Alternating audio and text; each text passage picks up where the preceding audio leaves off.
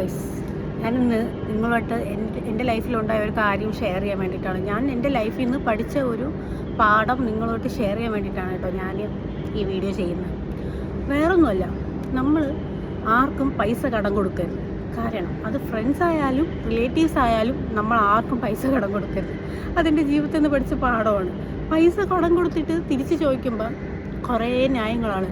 ഞാൻ തരുമല്ലോ, തരാതെ ഞാൻ പറ്റിച്ചിട്ടൊന്നും പോകില്ലല്ലോ, എന്തായാലും നീ നമ്മളടുത്ത് ഇത്ര പെട്ടെന്ന് ചോദിച്ചല്ലോ എന്നൊക്കെ പറഞ്ഞിട്ട് കുറേ ന്യായവും. പിന്നെ അവരെ വായിരിക്കണം ഫുള്ളും കേൾക്കും. പിന്നെ ഈ ലോകത്തിലെ ഏറ്റവും വലിയ ശത്രു നമ്മളായിരിക്കും. അവരെ വിചാരം നമ്മൾ അവരുടെ അടുത്ത് പോയി പൈസ കടം ചോദിക്കും പോലെയാണ് പിന്നീട് അവരുടെ ആറ്റിറ്റ്യൂഡ്. ഇത് ഞാൻ എൻ്റെ ലൈഫിൽ നിന്ന് പഠിച്ചൊരു പാഠമാണ്. പിന്നെ കടം വാങ്ങിച്ചവരോട് എനിക്ക് പറയാനുള്ളത്, കടം വാങ്ങിക്കുന്നവരോട് പറയും, നിങ്ങളുടെ ബുദ്ധിമുട്ട് കൊണ്ടായിരിക്കും കടം വാങ്ങിക്കുന്നത്. ആ സമയത്ത് നിങ്ങളെ സഹായിക്കുന്ന ആളെ നിങ്ങൾ വാല്യൂ ചെയ്യണം. അവരും ആ ഒരു പൈസ 10 രൂപയിൽ അവരുണ്ടാക്കുന്ന അത്രയും കഷ്ടപ്പെട്ടിട്ടാണ്. ആ പൈസ നഷ്ടപ്പെടുമ്പോൾ അവർക്ക് ഒരുപാട് സങ്കടം വരാൻ തോന്നാം. അത് തോന്നിക്കൊണ്ടിരിക്കുന്ന ഒരാളാണ് ഞാൻ.